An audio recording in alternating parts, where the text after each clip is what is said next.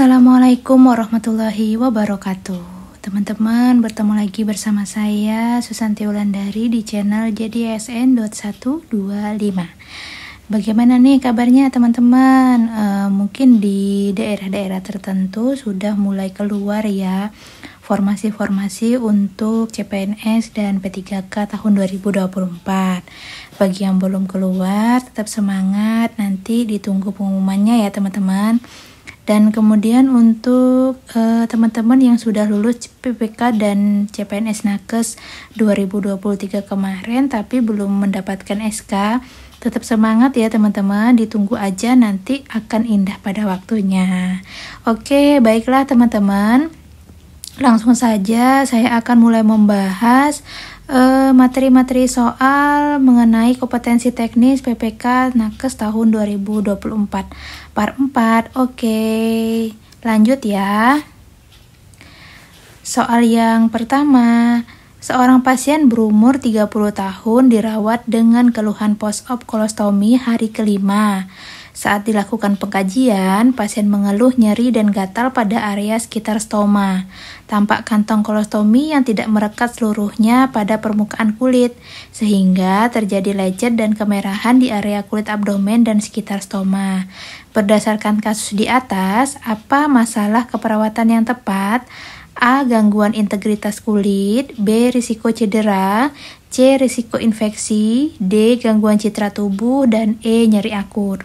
Baiklah teman-teman, kita akan mulai bahas ya. Di sini kita harus menentukan apa dulu yang menjadi permasalahan utamanya. Nah, di sini diketahui bahwa pasien mengeluh nyeri gatal pada area sekitar stoma karena pasien itu merupakan post-op kolostomi hari kelima. Tampak kantong kolostomi tidak merekat seluruhnya pada permukaan kulit, sehingga terjadi lecet dan kemerahan di area kulit abdomen dan sekitar stoma. Nah, di sini dapat ditentukan langsung ya teman-teman bahwa permasalahan keperawatan yang tepat adalah pada A ya teman-teman. Dapat diambil kesimpulan bahwa perlindungan kulit periostomal merupakan aspek penting pada perawatan stoma. Iritasi kulit merupakan komplikasi umum pada tindakan kolostomi. Kantong kolostomi yang tidak terekat dengan pas akan mengakibatkan feses keluar sehingga mengiritasi kulit pada area sekitar stoma. Nah, makanya kita dapat mengambil kesimpulan bahwa masalah keperawatan yang tepat adalah gangguan integritas kulit. Baik teman-teman, kita sambung lagi soal yang kedua. Seorang pasien berusia 45 tahun datang ke IGD dengan keluhan nyeri hebat pada area pinggang serta menjalar ke punggung. Saat dilakukan pengkajian, didapatkan skala nyeri 8, tekanan darah 150/100 mmHg, nadi 117 kali per menit, RR 27 kali per menit.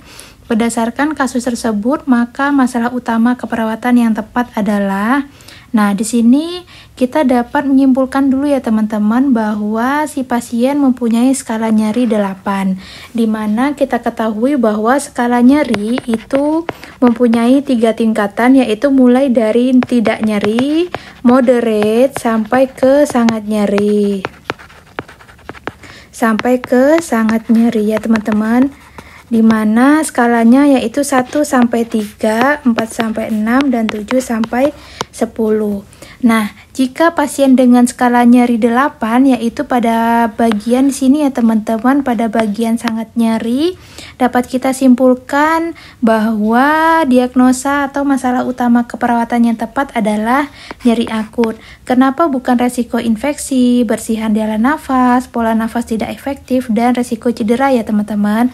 Jadi di sini jika pasien dengan diagnosa resiko infeksi, dapat kita ambil kesimpulan atau lihat dari data diketahui atau anamnesa dari pasien itu terdapat nilai infeksinya ya teman-teman, atau dengan cek labor dengan hasil leukosit lebih dari normal. Nah, baru kita bisa ambil ke resiko infeksi. Nah, pada bersihan jalan nafas itu kita bisa ambil bahwa bersihan jalan nafas itu diagnosenya biasanya terdapat sumbatan ya teman-teman, sumbatan jalan nafas. Misalnya pasien mengeluh sesak nafas dengan adanya selem ataupun sumbatan jalan nafas yang lain. Biasanya baru bersihan jalan nafas, berarti juga bukan ya teman-teman. Kalau pola nafas tidak efektif berdasarkan kasus di atas juga bukan ya teman-teman. Memang di sini pernafasannya jumlahnya meningkat, tetapi bisa jadi peningkatan pernafasan ini dikarenakan karena skala nyeri yang 8 itu. Kemudian risiko cedera juga bukan ya teman-teman. Jadi diambil kesimpulan bahwa masalah utama keperawatan yang tepat adalah nyeri akut. Sebelum kita lanjutkan videonya, jangan lupa ya teman-teman untuk like, subscribe, dan aktifkan lonceng notifikasinya supaya kita bisa terus memberikan informasi-informasi terkait JDSN.125, aplikasi-aplikasi di ASN, dan sebagainya. Baiklah, kita sambung lagi soal yang ketiga.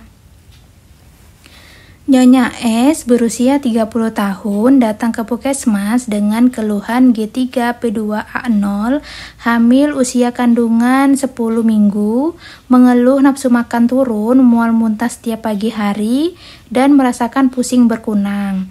Hasil pemeriksaan didapatkan tensi darah 100/50 mmHg, nadi 80 kali per menit, RR 18 kali per menit, suhu 36,2 derajat Celcius. Saat dilakukan pemeriksaan fisik didapatkan bahwa konjungtiva pucat, TFU balut teman. Apakah pemeriksaan penunjang yang sesuai dengan kasus di atas? Nah, ini sangat mudah sekali ya teman-teman. Dapat disimpulkan bahwa pasien dengan kehamilan pada trimester pertama ini sangat beresiko sekali mengalami penurunan HB atau hemoglobin, di mana keluhannya tersebut sinkron sekali dengan pertanyaannya ya teman-teman, bahwa pasien atau Nyonya S ini mengeluh nafsu makan turun, mual muntah pada pagi hari, dan keluhan utama atau keluhan yang paling kita ketahui dengan HB turun itu adalah konjungtiva pucat ya teman-teman. Nah, jadi di sini untuk pemeriksaan HB atau hemoglobin ini didapatkan pada pemeriksaan darah rutin. Ya teman-teman, jadi jawabannya adalah yang C. Oke teman-teman, sambung ke soal yang keempat. Seorang bayi dilahirkan di sebuah puskesmas 2 jam lalu. Hasil anamnesis didapatkan bayi menyusu kuat, BAB ada, BAK ada, pemeriksaan fisik didapatkan berat bayi lahir 2300 gram. PB 46 cm, suhu 36 derajat Celcius. Frekuensi jantung 120 kali per menit, refleks hisap kuat, tidak ditemukan kelainan. Intervensi keperawatan yang tepat diberikan pada bayi tersebut adalah, nah di sini terdapat pilihan berikan infus dextrose, berikan antibiotik, rujukan segera, letakkan di bawah lampu, dan perawatan metode kanguru. Nah, teman-teman bisa menelaah pada soal bahwa bayi tersebut dilahirkan di puskesmas ya teman-teman, di puskesmas, dan waktunya sudah 2 jam. Nah, di sini bisa didapatkan berat bayi lahir yaitu 2300, berarti 2300 gram itu merupakan berat bayi lahir rendah ya teman-teman. Nah, berat bayi lahir rendah di sini, tapi di sini tidak ditemukan kelainan, bahwa refleks hisap si pasien juga kuat, frekuensi jantung juga normal ya teman-teman.